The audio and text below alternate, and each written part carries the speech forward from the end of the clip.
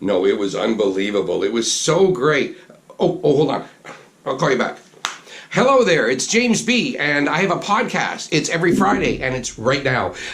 You can go to jamesb.ca and see all the other ones. There's a lot of them. And see all these fascinating people I've spoken with. But I always start this off with listings for the next week.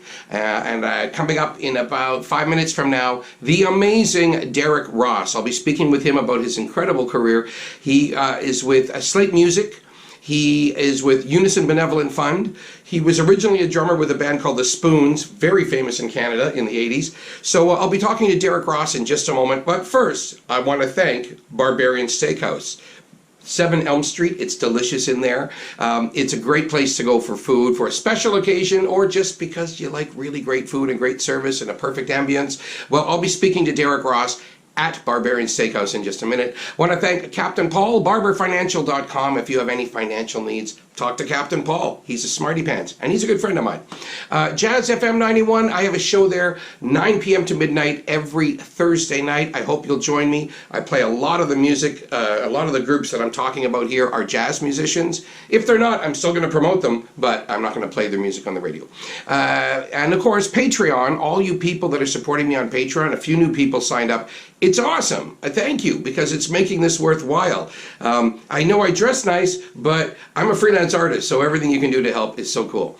Let's start things off here over at Jazz Bistro. I mix this up every week, and I go in a different order. But Jazz Bistro tonight, Aldo Lopez Gavilan Trio. Roy Lopez Nusa is a friend of mine from Cuba, one of my favorite drummers in the world. He is going to be there with Aldo, and it is heavy. It's like Cuban, jazz, classical, all in prog rock, all in one. It's really kicking, and it's absolutely amazing. That's tonight. Tomorrow night, Yvette Toller has her 50th birthday party. Robbie Botosh and friends. She's got a great killer band, and Yvette Toller, one of the sweet voices in Canada. We play her a lot on Jazz FM. CBC plays her. She's just fantastic. So it's her 50th birthday, and she's going to be celebrating Saturday. Last Saturday, Heather Lockhart's show completely sold out. So for Yvette Toller, make dinner reservations to get the best seats, or just show up at 9 o'clock for the show.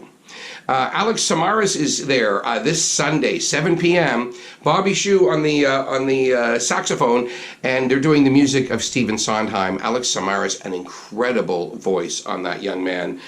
There's really nobody like him. And Gia, speaking of nobody like him, nobody like Gia and the Unpredictable Update. Back to this prog rock idea. It's jazz, but it's kind of like Weather Report or Yes or Rick Wakeman. It's heavy jazz on Tuesday night at Jazz Bistro. Wednesday night there is a jazz jam. Come down and play. $10. Come down and watch. It's always nice music over there on Wednesdays. And on Thursday, the Kaufman Hiltz Trio. Morgan Childs on drums. Mark Godfrey on bass. Of course, Nathan Hiltz on guitar. And Jake Kaufman, who is the grandson of Mo Kaufman, is a renowned, he's getting really well known these days as a great flute and saxophonist, flautist and saxophonist. So come on down and see Kaufman Hiltz Quartet on Thursday. Over to Hughes Room Live. I'm sorry to report this is their last month. I think they might be looking for a new venue. That's a rumor I've heard, but the venue we know is Hughes Room Live will be gone at the end of this month. So get out there and see everything you can. It's a wonderful room for music. And tonight, what am I going to do? I'm probably going to have to go back and forth. Ari Honig is in town, one of the greatest drummers I've ever seen. So I got Roy Lopez at Jazz Bistro from Cuba, and Ari Honig from New York City at Hughes Room Live. It's crazy how much talent there is in this town on any given night. Yamaha presents Ari Honig.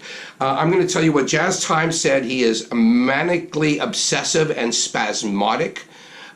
Quick, attentive reflexes, a thrilling live wire act. All these things are true. All these different reviews. He is insane, and you can't stop watching him. And what he does is kind of like nobody else. So drummers in Toronto, I'm sorry, but you've got to make a choice or try to hit 2 clubs in one night, because this is incredible. Jeff Tane Watts, there's another great drummer. He's going to be there on Saturday. And Jeff Tane Watts, with the Marsalis family, he won a bunch of Grammys, whether it was Winton or Bradford. Harry Connick, George Benson, fantastic drummer. He's there. Thank you to Yamaha for presenting these great drummers. And then on Sunday, 8:30, celebrating J.S. Bach's birthday. Classical music for Johann Sebastian Bach. Pretty cool. Monday, Dan McDonald and North Atlantic Drift. Folk music from the East Coast. Let's go fiddle around over at Hughesroom Live. And on the 19th, on Thursday, a blues tribute, Muddy and the Wolf tribute. This is incredible. That's classical, jazz, blues, and folk in one club in 1 week. Lula Lounge, Son de Lula. Every Friday lately they've been playing there, and I gotta admit, I go there almost every week, every second week at least. What an amazing band. They make you so happy, and if you're lucky enough, sometimes they have a guest trumpet player and he will blow your mind. It's great entertainment and wonderful food. And that's an early show. That's a 7:30 show.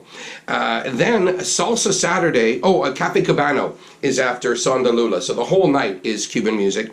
Saturday, Salsa Saturday, Ricky Franco is back and his P. Crew Orchestra. And then March 15th, the Lula Drag Brunch. Sunday from noon to 3, drag queens and great food. What do you want? And let's see, one more thing here. Oh, two more things. Monday, Dukes of Yale. Duke of Yale.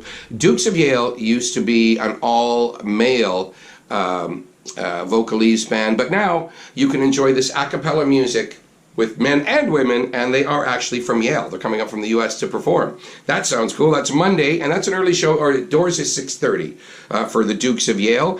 And on Wednesday the 18th, Amy Helm, daughter of Leon Helm. So some roots music there. There's another thing that I love. There's Lula. They have all different kinds of music in one club.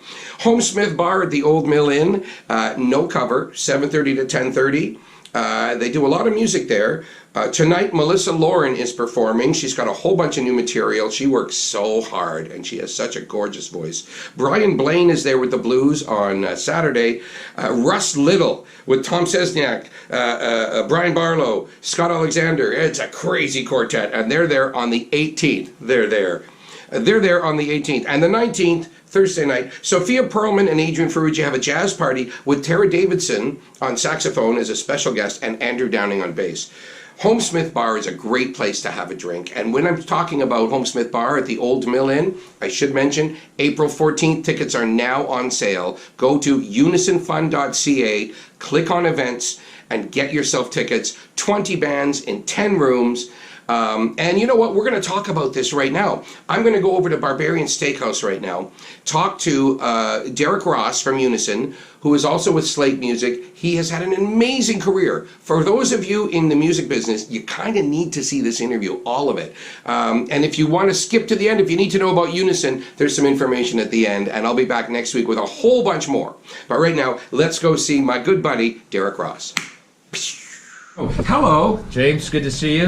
Toast. Cheers to you. Cheers. Cheers. Cheers.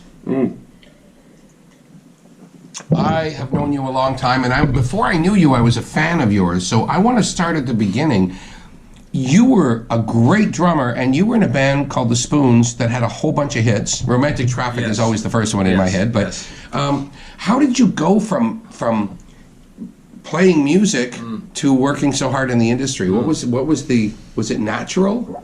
Well, I always had interest anyways. When I was in the band, my job was to kind of be the smooze or promo guy with the promo guys. Because, you had promo guys take you to radio, work your records and all that kind of stuff in every market you went to. Yeah. And I thought that was kind of a really cool job. So I always would pay attention and thought that when I was done that, I would want to do that. Just because I thought it was, didn't seem like you had to have a degree. You just had to be able to talk and like music and talk music, that kind of stuff. And there's a bit more to it, but that's basically what it is. Yeah, you got as a promo guy, you're working to get the middlemen to play your record, talk about your record, write about your record, get the videos on TV, all that kind of stuff, right? Yep. So it helps to build relationships, but also good to have good product.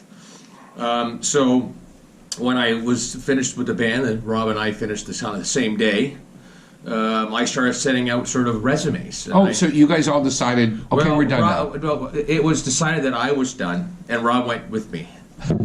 How's that? We talk about laugh and go, wasn't that a stupid thing to do? But we were 23 years old, and and I was probably stretching. I just got married, and there was a bunch of people saying you need a better drummer. because I was more of a 2/4 drummer, like the dance music stuff. What I don't know if that was the case, but just caused a bunch of shit. And I wasn't doing anything wrong as far as I was concerned. They just thought I needed change. And then when that happened, Rob left the same day that happened. And so the band was kind of, Gordon and Sandy went on their own and have continued to do that. Rob went on to Honeymoon Suite and now Miss Saigon and Cats, and now he's musical director in New York, and has done a great career with him doing Mamma Mia and Once and the whole shebang. So, but the band weren't called the Spoons after that, right? Yeah, they still called. Oh, they were called the Spoons even after you guys left. Yeah, I don't care. Sandy and Gord go. We're really great friends. We get together once a year. I'm going to play with them this June at our 40th anniversary in Burlington. They're headlining I don't know if I should say that, but they're headlining an event in Burlington. Yeah. And Rob and I are coming back. Well, they're great singers. I mean, lots of fond memories of that. You know how you do stuff. So and it's. I always tell people it's the best decision I never made.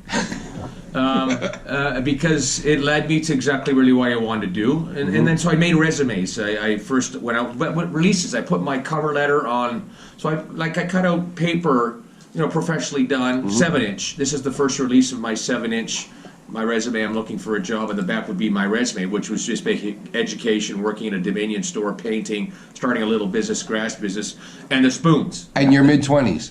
I was at the time. I was 23 years old. Wow. So I did a 7-inch, then I did a 12-inch, and then I sent out a CD, case, photo on the front, inside sleeve, cut the thing out, die cut it, the whole deal. I got a call from Ronnie Cornelison saying, look, there's this, I got a call from Bob Ansell to move to Calgary. I didn't want to be a promo rep in Calgary. Right. Why would we go to nothing against Calgary, but Toronto was where Toronto was. Right. I got a call from Ronnie Cornelison, who was the vice president of promo at that time, which I ended up getting 16 years later, to start a little company called Enigma Records. Right. Out of Los Angeles. Yep. The general manager. Do you want the gig? And I said, well, I don't know if I said, fuck it, yeah, I'll go for it. So a guy flew in, met this guy named Bill Hine. I was working at my friend's plumbing mark store at that time. So that was your first job, Enigma Records. That's my first job as general manager. They gave me $15,000. I worked out on my second bedroom at a townhouse. I just had was having my first child.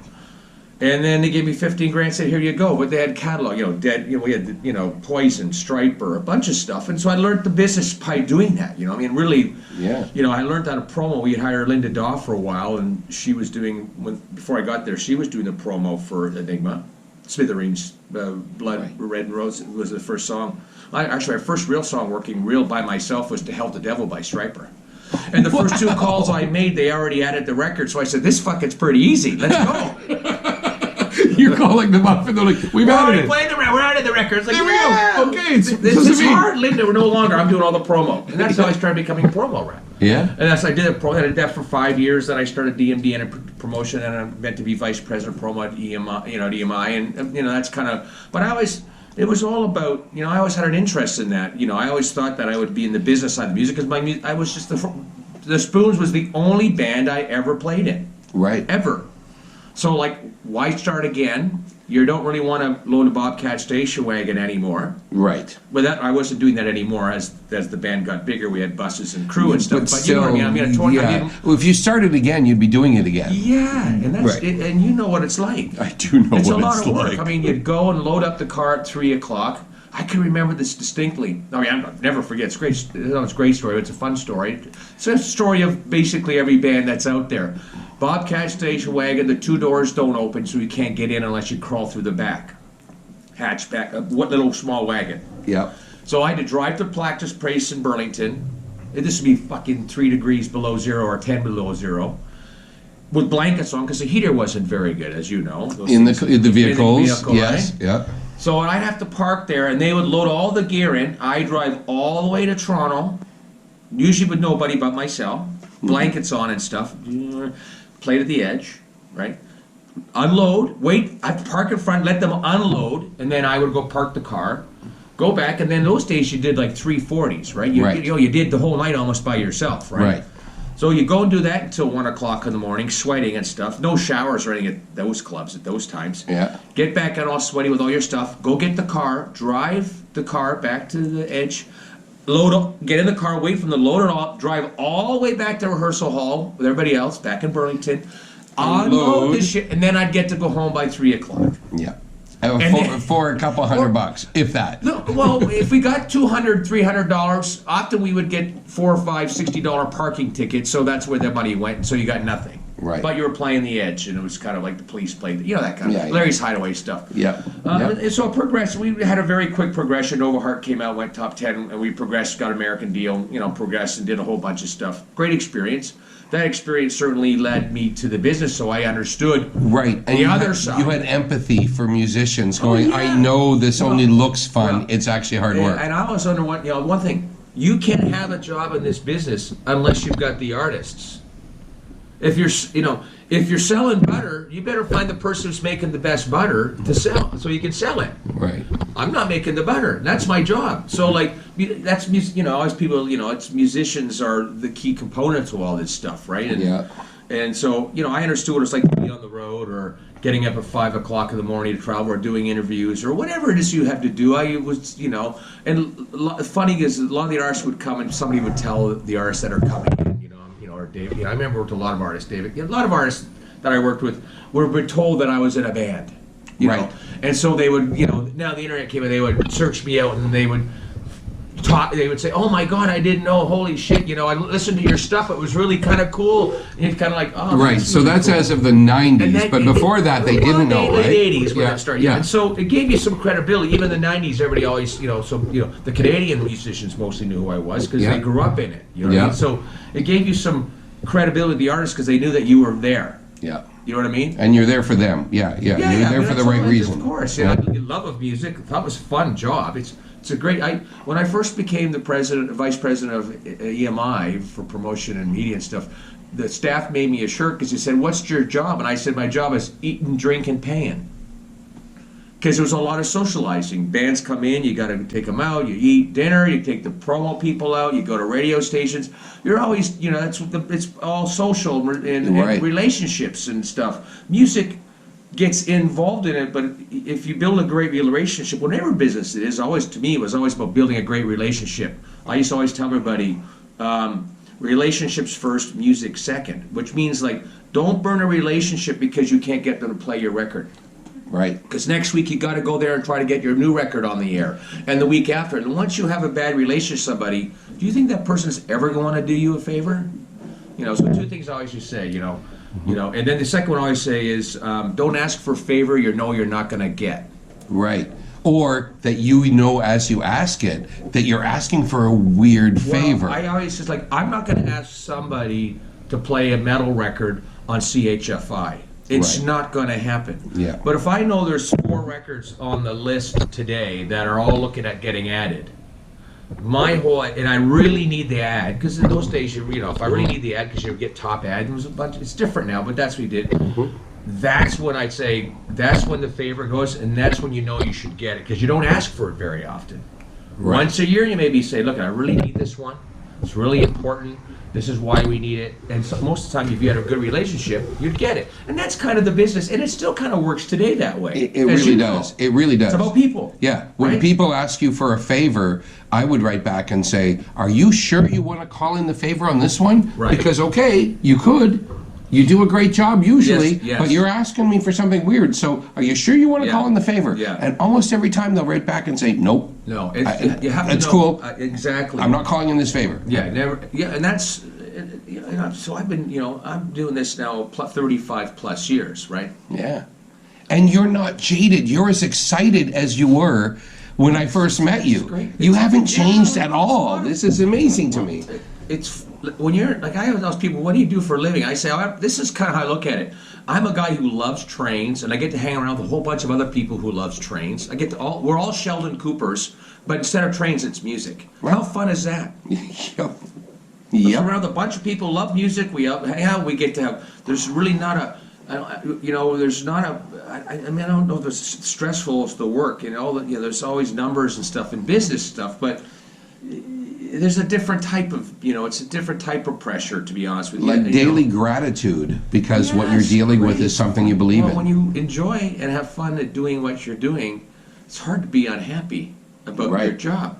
You know, And you like all kinds of butter. I like all. By the way, I like salted, garlic, any kind of butter you make, I'm okay with. like whether it's Striper or Janet Jackson or a brand new band that no one's ever heard of, a singer-songwriter. That's even more exciting to, you know, and all those two acts you talked, I worked with and been with, and Janet, and I, you know, I've met, you know, Paul McCartney on down. I've had dinner with radio. I mean, I've been with a lot of artists, and the only difference between those very high-end artists and regular artists is that they just have more hits. They're not usually any different than anybody else. Right. Great, as you know, you've met them. Great people, genuine, talk about families. They have the issues. The only thing is, they play the Scotiabank Arena, have a bunch of hits, and travel around the world.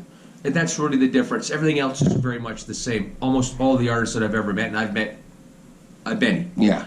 Yeah. And had conversations with most. And when really did you enjoyed start it. to change from like into the big bucks? So Enigma was there. You've already married with a kid in your 20s. Yeah. When did it start to ramp up? Do you remember a moment when you went, "Oh my God, this is really ramped up here"? I got. If you think my personal thing, there was a time where I was asked to leave Enigma and to go and be a job at another company. And that company was really not supposed to come and get me, but they did anyways. Mm-hmm. And I really liked my job at Enigma because they really gave me a thing, and I thought it was a lot of fun. But the job was they were offering me double the money that I was making, and it was okay money back then, but it was, you know, double the money. Yeah. And I didn't know what to do because this guy wasn't supposed to steal me because he had a deal with the other company, and at the same point in time, I wanted more money and I wanted to stay. So I just took the bull by the horn. I said, look it, I went and called my guy. I said, look it, this guy's offering me the job. I don't want to go, but I want to stay if you give me the same amount of money. Yeah. I don't want the bonus that went with it. I just want the salary. I don't care about the bonus stuff because I really like what I'm doing. Mm-hmm. And they did.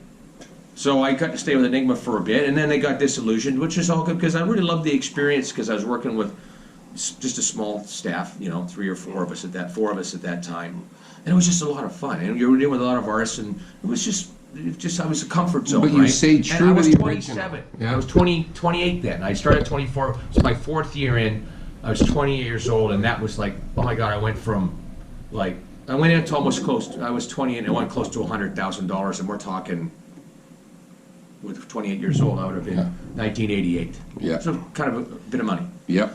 For a guy who 4 years ago was making $1,500 a month in the spoons and a bonus at the end of the year. You know that kind of stuff, right? Yep. You're making lots of money in the spoons. Well, yeah. After the 12 you know, people who work for us got paid, we got paid. You know how that works. Yep.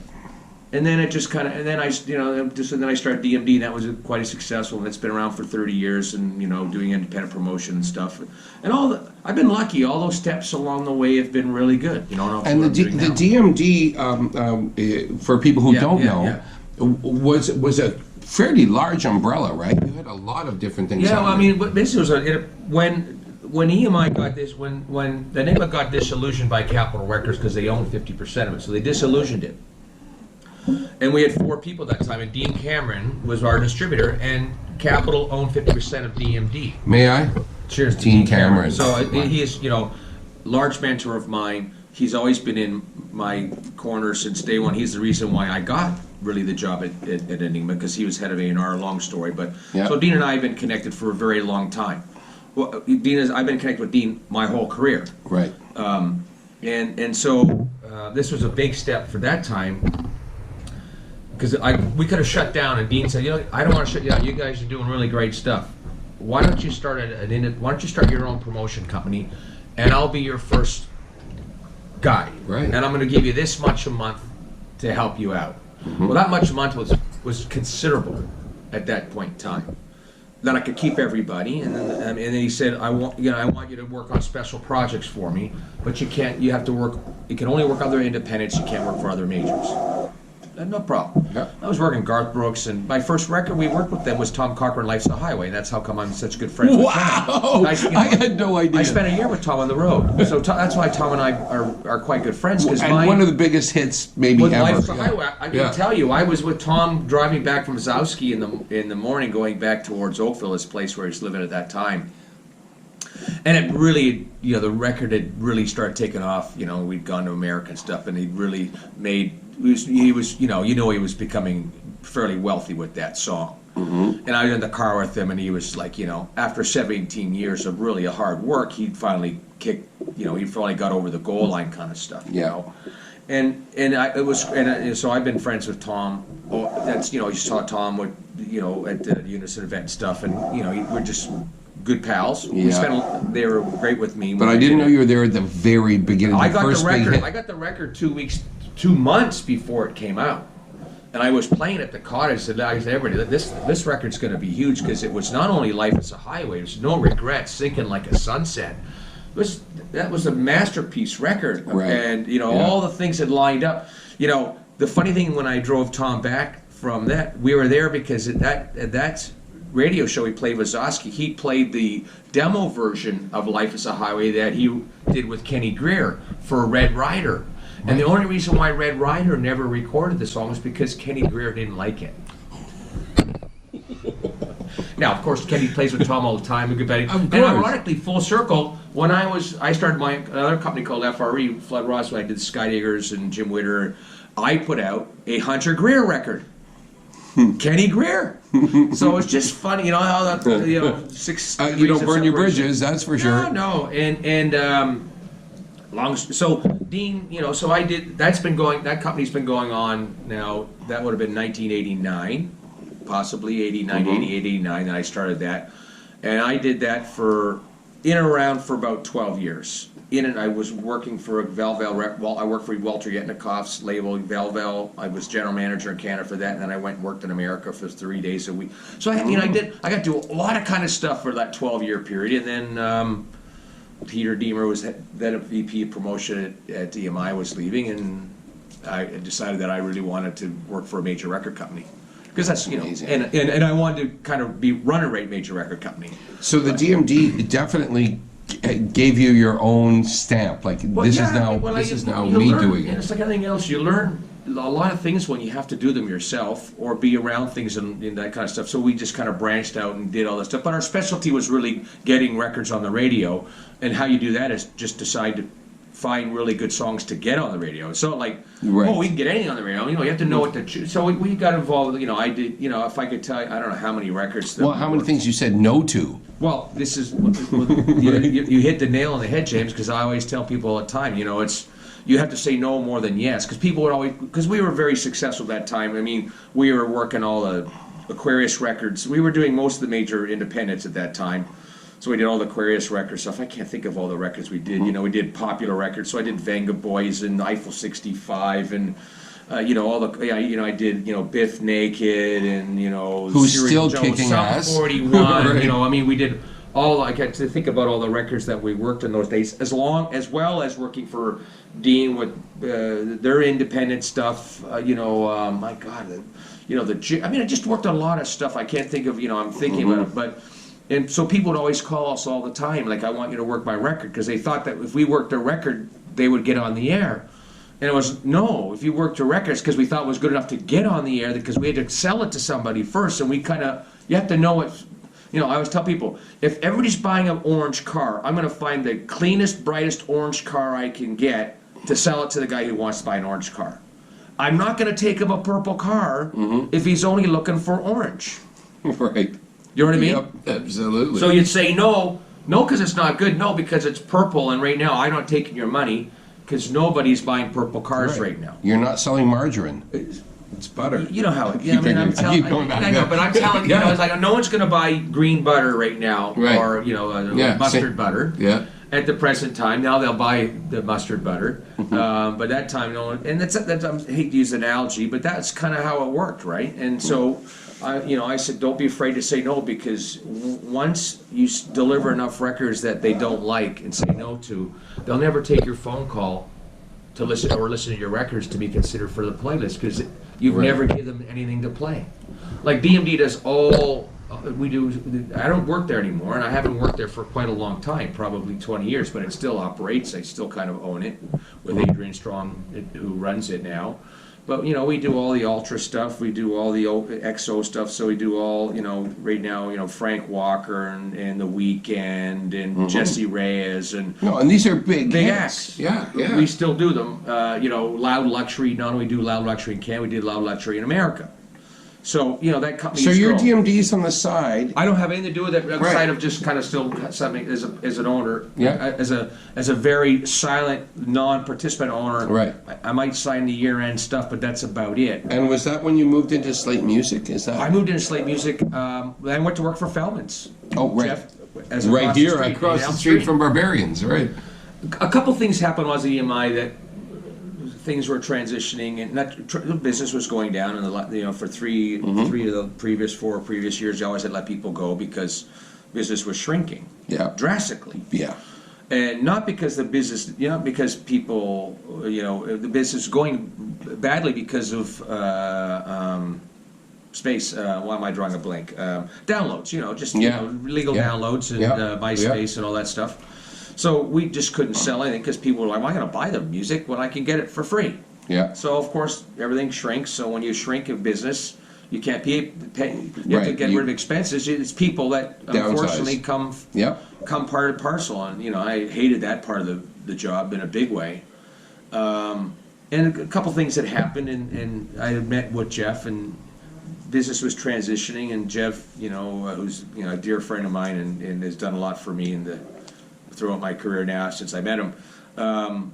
Basically stuck by me when I was learning the agency business, which is a wholly different business, right? So he said, "Why don't you come? We're transitioning, we're doing some stuff. Ever thought about working for an agency?" And I said, "No, but what's happening here is kind of changing." Right. And you're still with music. Yeah, and at that point, managers and agents and stuff were becoming the A&R people of today, right? So as producers were. So the labels weren't really dictating anymore because now the digital side of the business, people could put music out without having a label behind them and get discovered. It was all about producers, you know, agents who usually get artists earlier. The use of the day was you sign a band, the band would get signed to a label then phone the agent and say, "Look, I just signed this band." The band guy would go, "You should be the agent." Go, "Yeah, I'll take it." Because it's a 10% business. Yeah. Labels are going to spend a lot of money investing into breaking that act. The agent's job is to, you know, get the band's performances and other opportunities for 10%. So if you're letting the labels spend all the money to market the band, and your benefit is as they get going to start booking them, and you get 10%, it's pretty good. Yep. That kind of switched to, you know, the teeter. Now the agencies are investing time and money to get a band going before they get signed, or they may get signed and the bands become their own enterprises and don't need a label. Lots of examples because of of digital and all that kind of stuff. So you can do a lot of that stuff yourself, or you could have your own little staff of 2 or 3 people and do it very well. Major record, and we still have a presence and have they're very important because they're machines in themselves, marketing, promotion, publicity, digital. I mean, they do great things if you get signed to them because they can put a half an army together, tell everybody this is the thing you need to do. But right now it's all starting from the digital ultras, from the social side. You know what I mean? Right. You know, Twitter and Facebook and Instagram and all that bullshit stuff. Now bands are like making videos and all this kind of shit before they even get to the market. You know, to get an audience. Yeah. So long story short, I ended up going to work at Feldman's for 4 years and discovered 2 years tough. Second year discovered what I was meant to do, and that was a bunch of just booking large corporate stuff and shit like that. Which didn't have a large. Well, I was Carly Rae Jepsen's agent before, you know, Call Me Maybe. Yeah. You know, I did Alan Frew and a couple of these, but I was really doing. My job was to do other things. It was kind of like, and then I discovered I just booked larger events, so I could put any bands in. So then I could deal with all the agencies. So I was buying talent from everybody and putting them in on shows of clients that I was booking corporate stuff for. And I really liked that stuff. Right. I can't even imagine what your cell phone contact list, or you might even still have a Rolodex. No. Okay. But the I have amount Rolodex, but it's all on a computer. It says contacts now. And so that transition to what I do now with Slaight Music is because I think part of it is because of the Rolodex, because I've done I've been in a business for a long time at that point. I knew Gary when he was running Standard Broadcasting, and biggest radio chain, and I was the head of promotion. And we had some issues together, which were really great because that was Gary. Why isn't my band coming over? Gary is Gary. Protecting his turf like anybody else would do. Yeah. And we seemed to get along. I don't know, a couple things happened that he seemed to maybe have. And of course, he called around and said, "Hey, I'm doing this thing, blah blah blah," and my name came up, and I knew him, and we kind of went back and forth for lunch for probably a year. Hey, I want to do something. Good. What do you want to do? Well, yeah, good. Well, I'm good. I know that dance. And then I said, well, I'm good. Send me an offer. So that was kind of a fun thing, right? And so I got an offer. I was across the street here, and I got an offer. I got the sheet from the CFO, David Corrier, for Slaight Communications, because they have a bunch of stuff. Yeah. And I looked at the first line, and I'm in. Right. This looks fucking pretty good. No, I know. Also, you knew him, and when you can butt heads and still come out shaking hands. Well, he's a remarkable person. I'm saying that facetiously. I really wanted to do it. It could have been. This wasn't really the money. It was just the opportunity. You were going to work with a guy who loves Canadian music. You've known him for an industry, and his father before him. Right. Alan. They were champions of Canadian music.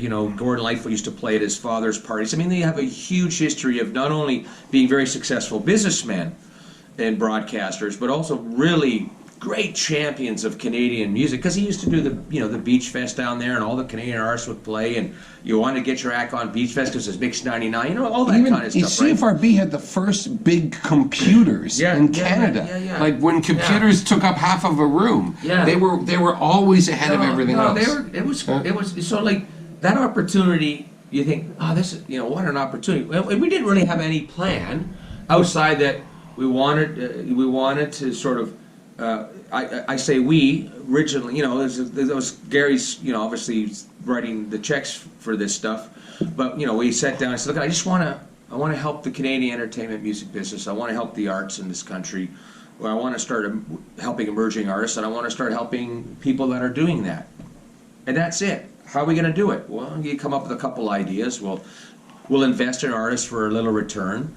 And we progress from there. It's been 10 years, but people say, I see your name everywhere. Like, Slaight music's everywhere. How come you guys are all on the North by North? Kensington Music Jazz Festival, everything. Everybody. Well, it's because the person that they're going to, or the Slaight music, it's not done to get your name on the event. We don't really care if the logo is there. Mm-hmm. What we really care about is as long as you are promoting and promoting Canadian talent and giving Canadian talent a place to perform to an audience, that's where the support comes from. That's where the sponsorship comes from.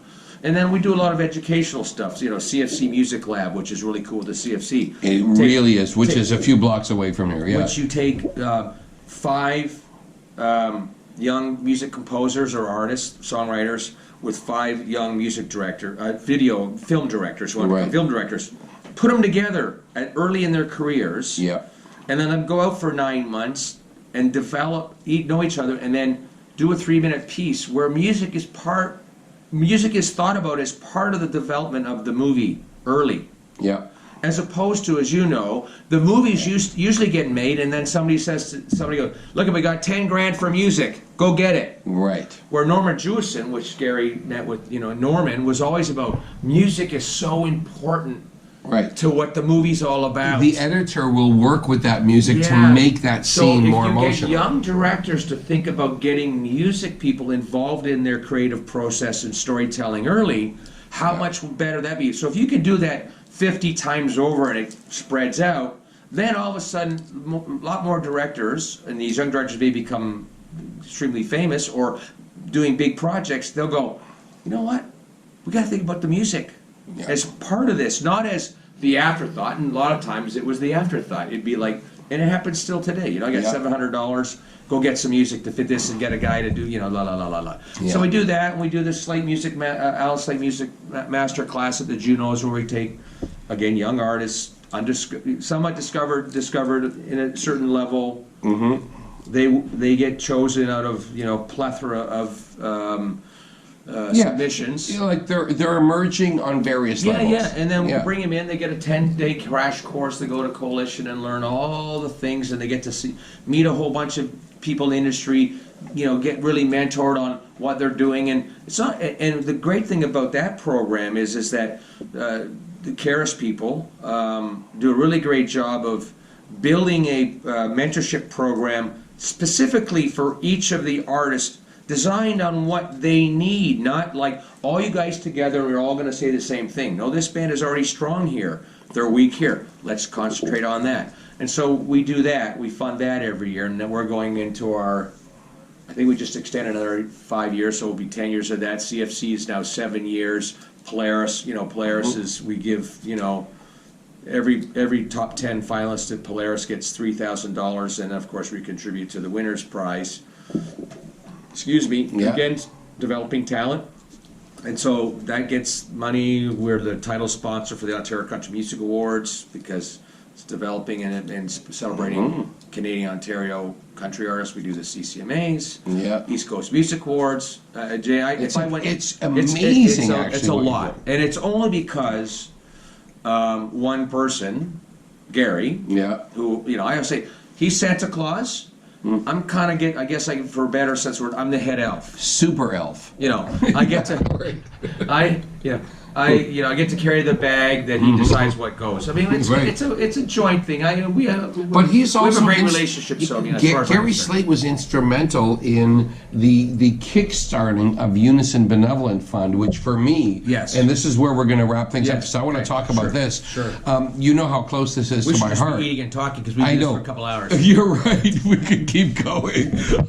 I love talking about myself. Well, I love getting to know you more because I do understand most of what you've been telling me, but not the trajectory. I wanted to understand the trajectory of your career. And the thing is, with Unison Fund, this is like the cherry on the sundae. Because giving back to the people, not just the musicians, but of course musicians first, but to all the people in the industry that can't work anymore. It's amazing that there's something called Unison Benevolent Fund. Yeah, well, I mean, the fund, it's funny because I remember because Graham Henderson came to Gary, and the Unison Benevolent Fund is an emergency relief fund to help anybody who's been in the entertainment business, lighting, sound, guitar tech, as long as you've been involved, record company, management, agency, doesn't matter. It's your major income. And if you have an emergency fund and you can't afford certain things, you go to Unison and it helps you get through these tough times, whether it's mental health, and mental health leads to a whole bunch of other things, as you know, affects rent and all those kind of things. And especially with people in the music industry, because if you feel really strongly about something that doesn't work, it weighs down on your soul. Well, the difference is that there's a lot of people, I'd probably say 75% of the people in the music industry don't have medical care or Blue Cross or don't have a company that's taking care of them from a health issue. There's no unemployment insurance. They're not paying. They have things like OHIP, but they don't. But who pays the rent? They don't have dental. They don't have dental. You break your arm, you can't play the instrument. How do you pay your rent? So you get exactly. Right. So that does that. Dental, root canal, all those things. Mortgage. Once you start, you start once. So it's all designed. So Graham came to Gary and said, because Catherine Sexford and Jody Ferniaud started it. It was Music Canada. Graham had decided that the three labels were going to be the first people to. The whole idea was you got to raise $1 million before it starts giving out a dime. Which makes sense because if you don't have money, you can't give it away. Right. So Graham came to Gary. I was in the meeting, and Graham said, "Well, I'll do this." And Gary said, "You know what? I'll also be a pledge for $250,000 to the music company. The majors would put in $250 through Music Canada. So we had $500. So then the job became that the Unison had to raise $500,000 more before it would launch. And so you were very much a part of that, and Dean Cameron very much a part of that and stuff. So we did a whole bunch of stuff to get to that 500. At that time, I was just a board member, wasn't anything else. And as you know, you've done all your events and of course, Jaymz B. Caravan, I think it's going to be the tentpole event that will grow to be April 14th, Old Mill Inn. Not only that, I truly believe, and I've told you this, the golf tournaments have done great. They have 3 golf tournaments, raised a lot of money. But I think that your event can become the Martel event for Canada in terms of it's so unique and so great. As I always tell, Only about music. I tell the board members all the time, this is going to be the tentpole event. It will grow to be the big event that everybody will know as a Unison event. Yeah. It might not be Jaymz B. Caravan anymore because it's going to be so much bigger. Yeah. It's brilliant. But Tom Cochran tent party. No. He just gets to be the guest. It's your. He is so idea. supportive. Anybody who I has jest. it was a concept, and you go to these first year concept things, you go, oh wow, this is going to be interesting, and adding the gala thing, but really the special part of that is going to 10 different rooms with all this different talent, 20 different things in these environments that you never put yourself in. It was extraordinary. I mean, I left there going, this is absolutely incredible experience for a whole bunch of reasons. I go to a lot of stuff, as you know, Right. through the Slaight Foundation. Seasoned, but not jaded. No, never. Right. But seasoned, you've seen a lot. A little jaded, because you have to be a little jaded if you go to 7,500 things over your course of 10 years, or a lot of these and see a lot of different things. This to me was a spectacular experience. So we got to the $1 million or enough, got close enough that we had to open it so people knew we were doing this stuff. Yeah. And now it's kind of grown. So it's ironic because I remember I was there.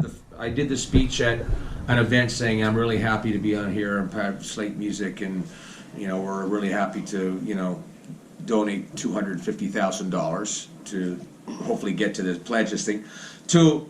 Again, this last year, so I've 10 years later, I'm the chairman of it, and I'm now done. I'm leaving. I extended my stay a year, but it's time for me to go. Yeah. To go to December, and then my last thing is, again, Gary helped me. Look at, I'll give you this much. You got to go get some of your friends to give me money. Right. So I got to $750,000, which is going to be $1 million by the end of February, to get to Unison.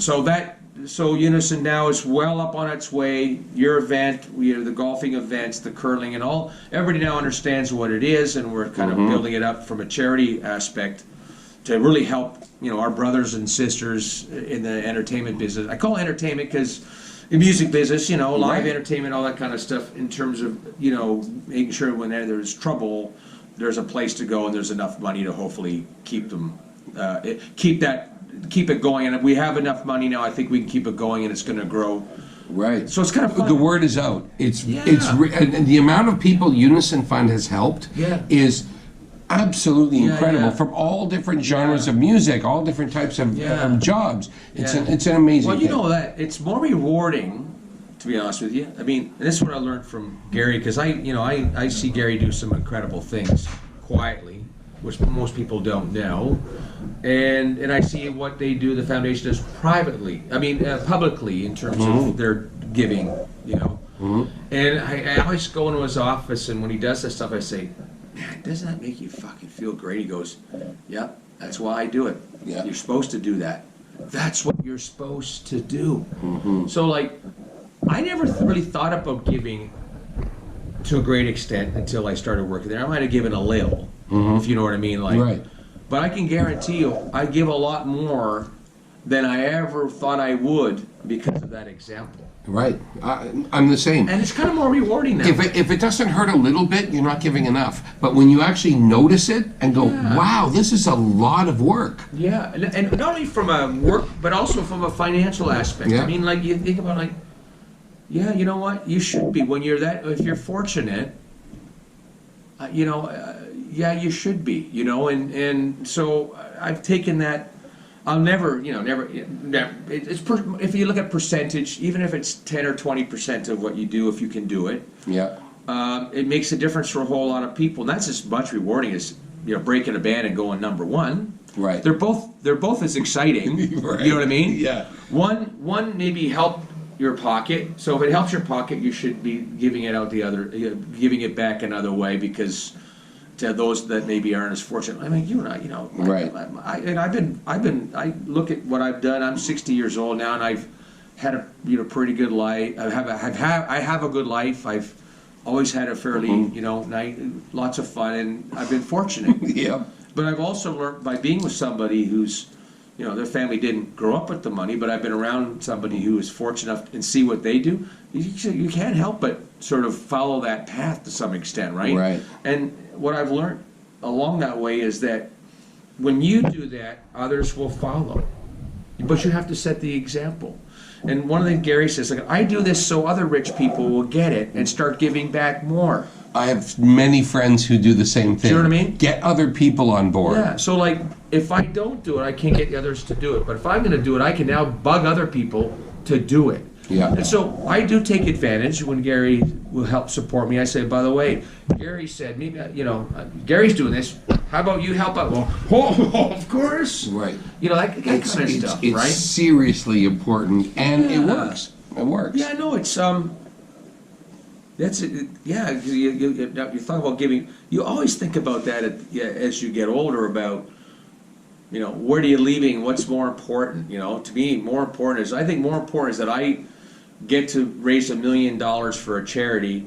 It's more important than all the hits and breaking the acts that I've had in my 30 years. And you're drumming with the spoons. It's like a natural thing. And I'm ending it 40 years later in Burlington, playing 20 minutes, playing Nova Heart like I did when I was 18 fucking years old. I love it. Cheers. I love That's it. a good close. Hey, yeah, I know. And let's go have lunch at Barbarians. I love it. Hey, the best.